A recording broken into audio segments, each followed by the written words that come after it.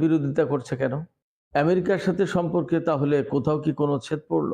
নাকি তেল, নিরাপত্তা, ইরান এবং নিজের রাজত্ব বাঁচাতেই আজকের এই ভূমিকা? এদিকে মার্কিন প্রেসিডেন্ট ডোনাল্ড ট্রাম্প আবার নতুন করে হুমকি দিয়েছেন, 10 থেকে 15 দিনের ভেতরে ইরান যদি চুক্তি না করে তাহলে হামলা অনিবার্য। সুপ্রিয় দর্শক, আসসালামু আলাইকুম। আপনাদের সবাইকে স্বাগত জানাচ্ছি এখনকার আলোচনায়। আপনাদের সঙ্গে আছি আমি সিরাজুল ইসলাম। দর্শক, ভিডিওর প্রথমেই বলে রাখি, যদি ভালো লাগে তাহলে লাইক, কমেন্ট, শেয়ার করবেন আর প্লিজ সাবস্ক্রাইব করে সঙ্গে থাকবেন। দর্শক, চলুন আজকের এই গুরুত্বপূর্ণ এবং অন্তর্নিহিত তাৎপর্যমূলক আলোচনাটা এগিয়ে নিই। দর্শক, আমরা বহু যুগ ধরে দেখে আসছি, শুনে আসছি, জেনে আসছি, সৌদি আরব এবং আমেরিকা হচ্ছে ঘনিষ্ঠ মিত্র। এই দুই দেশের ভেতরে মিত্রতা, ঘনিষ্ঠতা এত বেশি, যার যাই যত কিছু হোক না কেন তাদের মিত্রতা কখনোই কমে না, ভাটা পড়ে না। ইরাকে হামলা হয়েছে, সৌদি আরব আমেরিকার পাশে ছিল। সিরিয়ায় যত যা কিছু হয়েছে, সৌদি আরব আমেরিকার পাশে ছিল। ইরানের সাথে আমেরিকার বহু যুগের শত্রুতামূলক সম্পর্ক, তাতে পাশে ছিল। কিন্তু এখন কেন সেই সৌদি আরব ইরানে হামলা চালানোর ব্যাপারে বিরোধিতা করছে? একেবারেই পরিষ্কার করে বলে দিয়েছে যে সৌদি আরবের মাটি, ঘাঁটি এবং কোনো বন্দর আমেরিকা ব্যবহার করতে পারবে না ইরানের বিরুদ্ধে হামলা চালানোর জন্য। এর কারণটা কি? চলুন একে একে আমি আপনাদেরকে বিস্তারিত বিশ্লেষণ দিই। প্রথম কথা হচ্ছে, যদি যুদ্ধ শুরু হয় তাহলে সৌদি আরবই প্রথম ঝুঁকিতে পড়বে। কেন? সৌদি আরবের যে বিপুল পরিমাণে তেল হরমুজ প্রণালী দিয়ে প্রতিদিন পরিবহন করা হয়, সেই তেল পরিবহন করা কঠিন হয়ে যাবে। এছাড়া ইরান সরাসরি ঘোষণা দিয়ে রেখেছে যে মধ্যপ্রাচ্যের যেসব দেশ ঘাঁটি, মাটি অথবা তাদের আকাশপথ দিয়ে আমেরিকাকে বা ইসরায়েলকে হামলা চালানোর জন্য সাহায্য করবে, তাদের বিরুদ্ধে ব্যবস্থা নেওয়া হবে। সেক্ষেত্রে সৌদি আরব যদি ইরানের বিরুদ্ধে হামলা চালানোর ক্ষেত্রে আমেরিকাকে কোনো সহায়তা করে, তাহলে ইরান কিন্তু সৌদি আরবের উপরে, বিশেষ করে যেসব ঘাঁটি থেকে হামলা চালাচ্ছে সেখানে ইরান পাল্টা হামলা চালাবে। এছাড়া মধ্যপ্রাচ্যের সবচেয়ে বড় মুসলিম দেশ এবং সারা বিশ্বের সবচেয়ে বড় মুসলিম দেশ হচ্ছে সৌদি আরব। তার অনেক দায়িত্ব আছে। আমরা নানা প্রেক্ষাপট থেকে এখন দেখতে পাচ্ছি যে সৌদি আরব হয়তোবা সেদিকটা কিছুটা অনুভব করছে। আরেকটা বিষয় আছে, সৌদি আরব এবং ইরানের সাথে দীর্ঘদিন ধরে শত্রুতার সম্পর্ক থাকলেও ইদানিং, বিশেষ করে 2023 সালের মে মাস থেকে সৌদি আরব এবং ইরান পরস্পরের ভেতরে, অর্থাৎ নিজেদের ভেতরে কূটনৈতিক সম্পর্ক পুনঃস্থাপনের, অর্থাৎ নতুন করে চালু করার সিদ্ধান্ত নিয়েছিল। এবং সেই থেকে দুই দেশ অনেকটা ডি-এসকেলেশন মুডে আছে, অর্থাৎ পারস্পরিক সংঘাত বন্ধ করে অনেকটা শান্তিপূর্ণ অবস্থার দিকে আছে। এই ক্ষেত্রে চীন কিন্তু সাহায্য করেছিল। চীনের রাজধানী বেইজিংয়ে ইরান এবং সৌদি আরবের ভেতরে সমঝোতা হয় এবং দুই দেশ সম্পর্ক পুনঃস্থাপনে সম্মত হয়। এই ক্ষেত্রে চীন ছিল মধ্যস্থতাকারী। এই জায়গা থেকে সৌদি আরব চায় না ইরানের সাথে নতুন করে আবার শত্রুতার সম্পর্কে জড়াতে, অর্থাৎ ইরানের সাথে শত্রুতা এখন সৌদি আরব চাইছে না। সৌদি আরব মনে করছে যুদ্ধ মানেই শূন্য হাতে ফেরা। আরেকটি বিষয় আছে, সৌদি আরবের সামনে রয়েছে 2030 ভিশন। এই ভিশনকে সামনে রেখে সৌদি আরব একটা নীতি নিয়েছে। সেই নীতি হচ্ছে নিজের অর্থনীতি, নিজের ট্যুরিজম, নিজের তেল সম্পদ এবং নিজের বাজার। এই পরিকল্পনা, অর্থাৎ এই ভিশন, যেটা 2030 ভিশন, এই 2030 ভিশনের আওতায় সৌদি আরব চাইছে সৌদি আরবে বিদেশি প্রচুর পরিমাণে বিনিয়োগ আসুক। আপনারা নিশ্চয়ই জানেন, যুদ্ধ হলে সেই সম্ভাবনা কমে যাবে। সৌদি আরব সেটা চায় না। শুধু বিদেশি বিনিয়োগ কমবে না, তেল রপ্তানি বন্ধ হবে, বাধাগ্রস্ত হবে, সামগ্রিকভাবে ভিশন 2030 বন্ধ হয়ে যাবে। এই জন্য সৌদি আরব এখন কোনো মতেই যুদ্ধের দিকে যেতে চায় না, যুদ্ধ সমর্থন করছে না। এবার আমি বলবো সবচেয়ে বড় কারণ, সবচেয়ে জটিল এবং ভেতরের কারণ। সেটা হচ্ছে যে সৌদি আরব 1974 সালে আমেরিকার সাথে একটা চুক্তি করেছিল চুক্তিটা হয়তো লিখিত পাওয়া যাবে না, কিন্তু অলিখিত চুক্তি, অলিখিত চুক্তির আওতায় সমস্ত সবকিছু হয়েছে। সেটা হচ্ছে সৌদি আরব আমেরিকার সাথে অলিখিত চুক্তি হোক আর লিখিত চুক্তি হোক, একটা ওয়াদাবদ্ধ বা প্রতিশ্রুতিবদ্ধ আছে যে সমস্ত তেল বিক্রি হবে ডলারে। অর্থাৎ সৌদি আরব কোনো তেল ডলারে ছাড়া অন্য কোনো মুদ্রায় বিক্রি করবে না। এবং আপনারা দেখে থাকবেন যে এই কারণে সৌদির যে তেল বিক্রি এবং তেল বিক্রির এগেনস্টে যে ডলার আসে তাকে বলা হয় পেট্রো ডলার। অর্থাৎ সৌদি অর্থনীতি আর পেট্রো ডলার একই কথা। সৌদি আরবের তেল, আমেরিকার ডলার। তার মানে খেয়াল করুন, ওই যে সেই তেল দিয়ে কাগজ নেয়া, সৌদি আরব এই কাজ করেছিল এবং এই কাজের ভেতর দিয়ে সৌদি আরবকে আমেরিকা নিশ্চয়তা দিয়েছে যে তোমার যত নিরাপত্তা, তোমার প্রোটেকশন, তোমার রক্ষণাবেক্ষণ সমস্ত সবকিছু আমি করব, তোমাকে টেনশন করতে হবে না।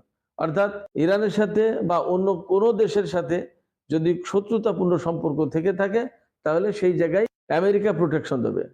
সেই প্রোটেকশন দেওয়ার কথা থাকলেও ঘটনাটা কিন্তু ঘটেছে মাত্র কয়েক বছর আগে। এইখানেই আসল ঘটনা। সৌদি আরব আমেরিকার সাথে পেট্রো ডলারের ব্যাপারে সম্মত হলে যা হয়েছে মধ্যপ্রাচ্যে, সেটা হলো মধ্যপ্রাচ্যের সমস্ত আরব দেশ সৌদি আরবের নীতি অনুসরণ করে আমেরিকার সাথে ডলারের তেল বিক্রির ব্যবস্থা করেছে এবং এর বিনিময়ে মধ্যপ্রাচ্যের সব আরব দেশগুলোকে আমেরিকা তাদের নিরাপত্তা দেওয়ার নিশ্চয়তা দিয়েছিল। কিন্তু 2016 সালের 26শে মার্চ সৌদি আরব ইয়েমেনের সাথে যুদ্ধ শুরু করলে ইয়েমেনের হুতিরা কিন্তু পাল্টা প্রচন্ড রকমের প্রতিরোধ গড়ে তোলে এবং একটা পর্যায়ে গিয়ে 2016 বা 17 সালের দিকে হুতিরা সৌদি আরবের আরামকো তেল স্থাপনায় হামলা চালিয়েছিল। বলা হয় যে হামলা হয়েছিল তাতে ইরানের তৈরি ক্রুজ ক্ষেপণাস্ত্র অথবা ড্রোন ব্যবহার করা হয়েছিল। হুতিরা দাবি করে তারা ড্রোন ব্যবহার করেছিল, আর সৌদি আরবে, আমেরিকা এবং ব্রিটেন বলে ইরানি ক্রুজ ক্ষেপণাস্ত্র ব্যবহার করা হয়েছে। তো যাই হোক, যা দিয়েই হামলা হোক, ড্রোন হোক আর ক্রুজ ক্ষেপণাস্ত্র হোক, সেটা কিন্তু ঠেকানো যায়নি। প্রচণ্ডভাবে ক্ষতিগ্রস্ত হয়েছিল সৌদি আরবের আরামকো তেল স্থাপনা। যখন সৌদি আরবের আরামকো তেল স্থাপনা মারাত্মকভাবে ক্ষতিগ্রস্ত হলো, তাতে বেশ কিছুদিন তেল উত্তোলন বন্ধ ছিল। এখানে তেলের কারবার খানিকটা বন্ধ হয়ে গেল। সৌদি আরবের একটা দিন তেলের কারবার বন্ধ থাকা মানে crore crore dollar loss. America ultimately জানলো ব্যাপারটা, সৌদি আরব তারপরেও তার কাছে নালিশ দিল। ডোনাল্ড ট্রাম্প তখন ক্ষমতায়। ডোনাল্ড ট্রাম্প বললেন যে এটা তোমার সাথে ইয়েমেনের যুদ্ধের ব্যাপার, এখানে আমার কিছু করার নেই। তখন কিন্তু সৌদি আরব বুঝে গেছে যে এই আমেরিকা আমার নিরাপত্তা নিশ্চিত করবে না। এর কিছুদিন পরে হুতিরা, ইয়েমেনের হুতিরা সংযুক্ত আরব আমিরাতের বিরুদ্ধে কিন্তু ক্ষেপণাস্ত্র হামলা চালিয়েছিল অনেকটা ঘোষণা দিয়ে। তখন সংযুক্ত আরব আমিরাতকেও কিন্তু রক্ষা করা যায়নি, অর্থাৎ হুতিদের ক্ষেপণাস্ত্র ইন্টারসেপ্ট করা যায়নি, হুতিদের ক্ষেপণাস্ত্র ঠেকায়নি। তখন সংযুক্ত আরব আমিরাতও কিন্তু অনেকটা সৌদি পথ অনুসরণ করে। আমেরিকার কাছে এই সমস্ত দেশ নিরাপত্তা নিশ্চিত করার যে বিষয়টা, সেটা কনফার্ম না পেয়ে তখন ক্রমেই ইরানের দিকে ঝুঁকে পড়েছে। যে ইরানের ভয় দেখিয়ে আমেরিকা তাদের নিরাপত্তা নিশ্চিত করার কথা বলে, সেই আমেরিকা তাদের নিরাপত্তা যখন দিচ্ছে না, তখন ইরানের সাথে সম্পর্ক স্বাভাবিক করাই ভালো। এই প্রক্রিয়ায় চীন 2023 সালে ইরানের সাথে সৌদি আরবের সম্পর্ক স্বাভাবিক করে দেয়। এরপরে সংযুক্ত আরব আমিরাত সম্পর্ক স্বাভাবিক করে। আগে থেকেই কাতারের সাথে ইরানের সম্পর্ক ভালো ছিল, ওমান এবং কুয়েতের সাথেও সম্পর্ক ভালো ছিল। শুধু ঝামেলা ছিল বাহরাইন, সংযুক্ত আরব আমিরাত এবং সৌদি। তো বাহরাইন খুব ছোট্ট দেশ, এই দেশটার সাথে ইরানের সম্পর্ক খুব বড় কিছু আসে যায় না। এখানে গুরুত্বপূর্ণ বিষয় হচ্ছে সৌদি আরব এবং সংযুক্ত আরব আমিরাত। এই দুই দেশই এখন আমেরিকাকে ইরানের বিরুদ্ধে হামলা চালানোর জন্য তাদের মাটি ঘাঁটি এবং আকাশপথ দিতে চায় না, বন্দরও দিতে চায় না।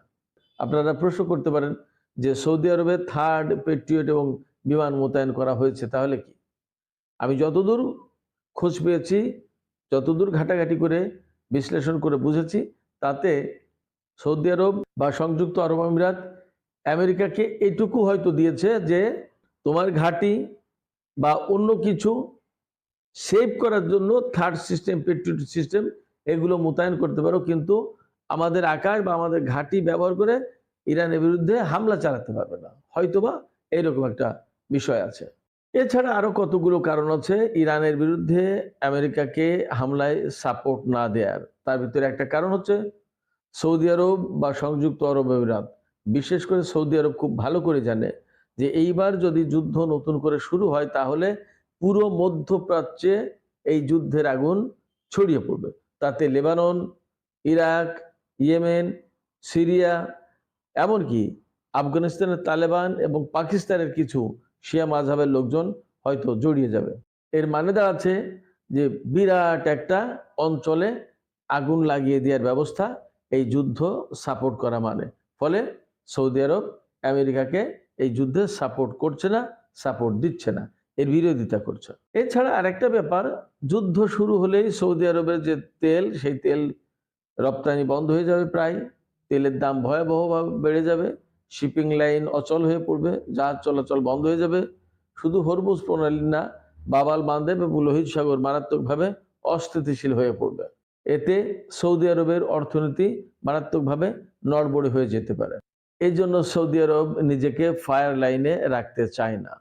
সুপ্রিয় দর্শক, আরেকটা বিষয় নিয়ে আমি ভিডিওর শুরুতেই কথা বলেছিলাম, সেটি হচ্ছে যে মার্কিন প্রেসিডেন্ট ডোনাল্ড ট্রাম্প নতুন করে হুমকি দিয়েছেন যে ইরানকে তারা 10 থেকে 15 দিনের সময় দিচ্ছেন, এর ভেতরে চুক্তির ব্যাপারে রাজি না হলে তারা, অর্থাৎ আমেরিকা, ইরানের উপর সরাসরি হামলা করবে। এখন প্রশ্ন হচ্ছে যে এর আগেও কিন্তু কয়েকবার অনেক রকমের কথা বলেছে, এখন 10 থেকে 15 দিন বলছে। আসলে কি হামলা করবে? আসলে কি ট্রাম্প তার নিজের অবস্থান থেকে বারবার নড়বড়ে অবস্থায় যাচ্ছে, অর্থাৎ এক জায়গা পরিবর্তন করছে? সেটা একটা প্রশ্ন। আরেকটা প্রশ্ন হচ্ছে যে আসলে কি এই ঘোষণা সত্য নাকি? আমার কাছে মনে হয় যে ডোনাল্ড ট্রাম্প 10-12 দিন বা 15 দিনের কথা বলছে, কিন্তু যদি যুদ্ধ করার ইচ্ছা তার থাকে বা তার সিদ্ধান্ত থাকে, তাহলে তার আগেই হামলা করে ফেলবে। ইরানকে একটা অসত্য কথা বলে বা বিভ্রান্ত করে ইরান হয়তো ভাববে যে 10-15 দিন তো সময় আছে, দেখি, কিন্তু এর ভেতরে চট করে ইরানের উপরে হামলা চালিয়ে দিতে পারে, এমন আশঙ্কা আছে। সেক্ষেত্রে ডোনাল্ড ট্রাম্পকে অনেকেই বিশ্বাস করছেন না। আন্তর্জাতিক পর্যবেক্ষক যারা, তারা বলছেন এটা এক ধরনের প্রতারণামূলক বা বিভ্রান্তিকর একটা বক্তব্য হতে পারে। দর্শক, আলোচনা শেষ করব। আলোচনা শেষের আগে আমি এই কথাই বলবো, সৌদি আরব আমেরিকার বিপক্ষে নয়, কিন্তু তারা এই মুহূর্তে যেটি চাইছে সেটি হচ্ছে যে তাদের স্টেবিলিটি, অর্থাৎ স্থিতিশীলতা ধরে রাখতে, আর তাদের ফিউচার বাঁচাতে চাইছে। দর্শক, আপনাদের কি মনে হয় সৌদি আরব প্রধানত বা কোন মৌলিক কারণে আমেরিকাকে এই যুদ্ধে সমর্থন দিচ্ছে না বা ইরানের উপর হামলার